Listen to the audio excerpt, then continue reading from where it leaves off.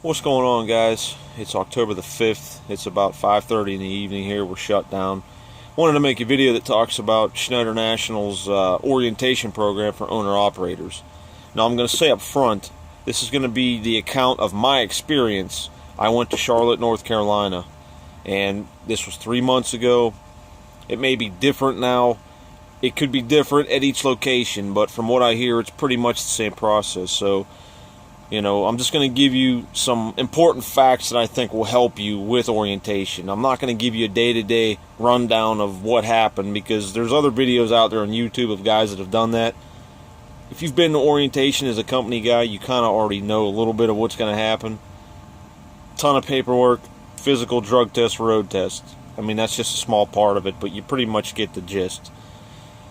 So let's start with some important things as far as the truck goes. Now, for you guys that are bringing your own truck, when you get there Sunday night, they want you to take your truck to the terminal and drop it, because they're going to leave them the key. They're going to do the DOT inspection on your truck, start putting your decals on, start putting your Qualcomm in, all that kind of stuff. And the reason they want it there Sunday night is because they want it ready for the end of the week, because whether you're getting a Schneider Finance truck or you're bringing your own truck, when you take your road test, you're using, obviously, your own truck. So, and you won't take your road test until near the end of orientation, and the reason being is because the trucks are getting put through the shop. So, either way, they want you there, worst case scenario, Sunday night, but for you guys bringing your own truck, that's why.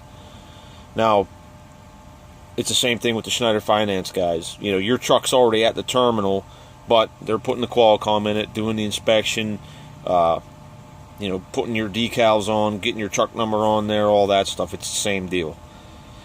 Now, they have what they call a meet and greet the night before orientation starts. It's not really a required thing, but in my opinion, it's a good thing. It gives you a chance to kind of meet the rest of the guys that you're going to go to orientation with. And there's a representative from Schneider Finance there for you Schneider Finance guys. And, it's kind of a cool thing because you can ask questions that you may, last minute things that may have come up that you want to know that you didn't really get a chance to talk to your finance rep about, So, it's not required. It's not a formal thing. It's done right in the hotel. And, in my opinion, it's worth it. I went to it, and there was only me and one other guy. Some of the guys weren't there yet, but some other guys were there and just chose not to go. So, it's not a required thing, but it is a good thing. Now, the first day of orientation is going to be probably the biggest day. In the morning, you'll do a little bit of paperwork, and the guys that brought their own trucks, they'll start doing the computer-based training, while the Schneider Finance guys, you guys are actually going to go, that's the day you're going to sign your lease for your truck. Now, how they did it with me was they took the Schneider Finance people out of the room, they took us to a separate area, and they did a whole contract presentation with us. Now, that big, thick lease agreement that you got sent to you via email, that's why I said in the last video, read over that contract, because that's going to be the time to ask your questions. But even if you didn't read it, they're going to take you through that contract page by page. They're going to do a slideshow presentation page by page. They're going to stop after every page, and they're going to ask you if you got any questions. If you do, you ask. If you don't, you move on. Once you get through all that, you agree to everything, you're going to sign your lease. At that point, they're going to take you outside, and they're going to give you maybe 20 minutes or a half hour to look over your truck. And when you get that time, look over the truck as best you can. Open the hood, check your oil level, look at your antifreeze level, look for leaks on the engine, look underneath, make sure nothing's dripping. Just look for loose things that might be loose or hanging off. Look underneath the truck. Walk around the whole thing. Go inside the truck. Check your lights. Check your tires. Check your hub seals. Check your brakes. Just look at as much stuff as you can in that 30 minutes. If you find an issue with your truck, what they're going to give you is, it's a form called a repair request form. At that point, you can write up whatever you want the shop to look at, take it over to the shop, give it to them, and, say, hey, I found this when I was looking at the truck, can you check it out? and they'll check it out. That's part of the reason why your road test isn't till near the end of orientation, because if you find issues with the trucks, it gives them time to get it corrected. Now also, for you Schneider Finance guys, at that point you're going to get a key for your truck. The shop's going to keep a key, and you're going to keep one. So for the rest of the time, I mean, you can't take the truck off the property, but you know, when you come in the morning, you can spend some more time looking over the truck, break time, lunch time, before you leave at the end of the day. If you want to go out for a couple minutes and look over it or whatever, you know, you can certainly do that. And I would recommend that you do, to make sure you got everything checked out. Now also, as part of that contract signing, that's where they're going to give you the option to sign up for or opt out of ATBS, which is the tax service. I think it's like $18 a week. Don't quote me on that. But at that point, that's where you'll take care of that. And what I was told is, if you do sign up for it, it's supposed to be within like 48 hours. Somebody will call you from ATBS to kind of go over the details and what your next steps will be with them. So I didn't take it because my wife's a CPA, like I said in the last video. So to me, it's not worth it. And one other thing I want to mention, now this could be different. Again, this is what I was told when I signed my lease. So I'm just going to put it out there. If you know, don't call Schneider or Schneider Finance and say, hey, this guy on YouTube said this, but why won't you let me do this? Because I know that stuff happens. So I'm just putting a disclaimer on that as well.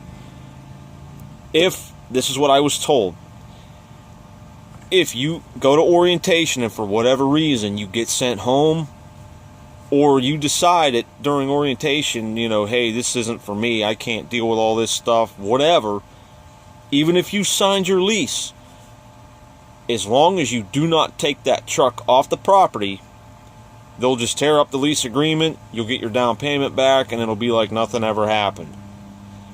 Now, if you run for 3 months and then all of a sudden you're like, no, you know what, I don't like this, it's not working for me, whatever, and you turn that truck back in at that point, that's between you and Schneider Finance. I don't know what's going to happen in that case. So, but, you know, just something to think about, food for thought. So there is an out. I'm just letting you guys know that up front.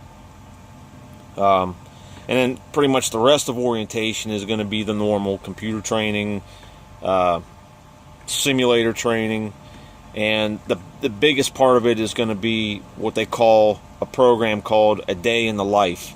Now what that is that's the meat and potatoes of what you're going to need to know.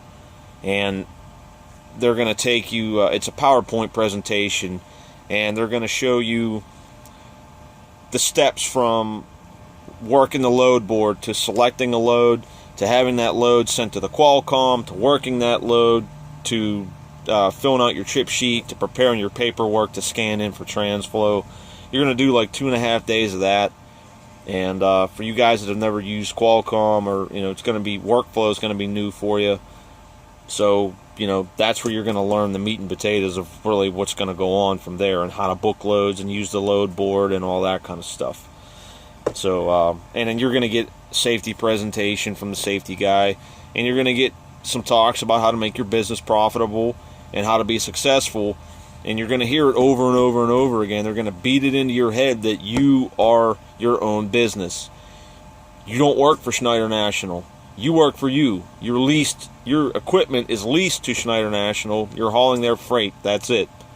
They're not responsible for your truck or anything like that. So, again, they're just going to keep driving it home because they want to make sure that you understand that you're starting a business. You're responsible for truck maintenance, IFTA tax, 2290 tax, workman's comp, insurance for that truck. You're gonna hear that over and over and over again. They just want to make sure that you understand that, and that's why I said, you know, they said to us that a lot of guys will, you know, they get overwhelmed and they're like, well, this is too much, I can't do it, and they leave.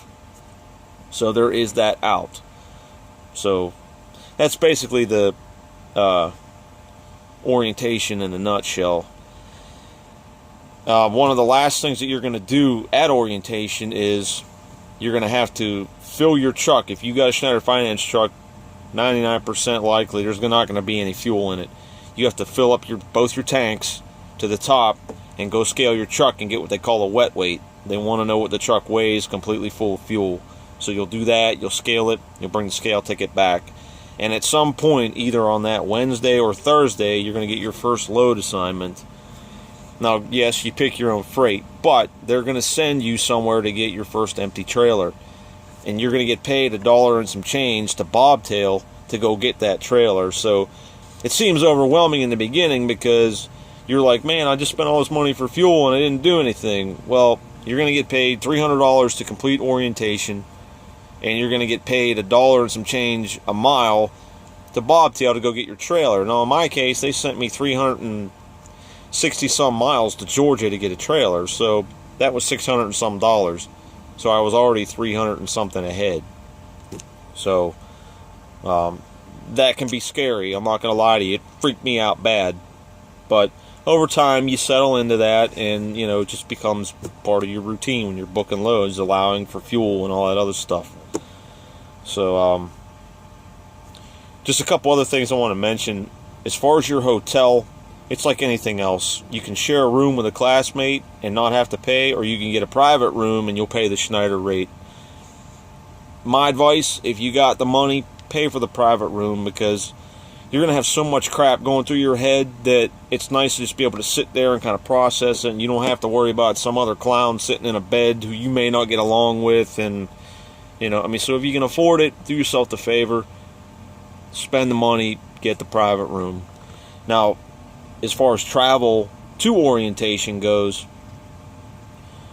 you have a few options. You can fly, or you can get a rental car. Now, as far as flying goes, I think it's based on how far you have to travel. I believe the further you go, the more they contribute toward an airline ticket.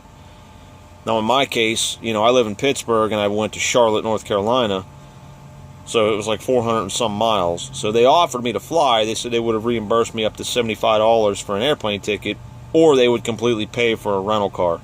All I had to pay for was fuel. So I chose the rental car because A, it was just easier, and B, you can fit more stuff in the rental car rather than on the plane. So, but just remember, if you do take a rental car, you're responsible for the fuel, but save the receipt for the gas, because that's write-off for you. And the thing that determines where you go to orientation is where your truck's at. So if the truck you select from Schneider, this is for you Schneider Finance guys, if you select a truck that's in Phoenix, you're going to Phoenix. If your truck's in Charlotte, you're going to Charlotte. It all depends on where the truck's at. Now, from what I understand, that doesn't necessarily mean that even though you go to Phoenix for orientation, that doesn't mean that's going to be your home terminal. I believe your home terminal is based on where you live. So in my case, I was closer to Charlotte, so my home terminal was Charlotte. Now, I'm not 100% sure on that. You might want to talk to Schneider themselves about that. They'll be able to clarify that for you. But I think that's how it works. And just a couple other things I want to mention real fast. Some states require you to have an LLC established already before you get into this. I believe New York is one of those states, and I know there's a couple others. So do yourself a favor. If you live in a state that requires it, you're going to have it before you go. If you live in a state like me, Pennsylvania, if you go as a sole proprietor and then 5 months down the line you decide you want to establish your LLC, do yourself a favor. When you know everything's approved and you know you're going to come on here, do that ahead of time, because they're going to charge you a $300 administration fee, because if you come as a sole proprietor and then you change to an LLC, they have to rewrite your contract. And it's a $300 administration fee to reprocess and all that stuff. So just do yourself a favor and have all that stuff done ahead of time. It'll just save you the headaches.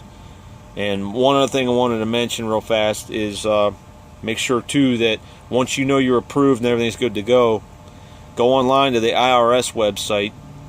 I think it's just irs.gov. I can't remember. And you want to file for your EIN number, which is your employer identification number. You're going to need that to complete your paperwork for Schneider and for Schneider Finance. So do all that stuff ahead of time.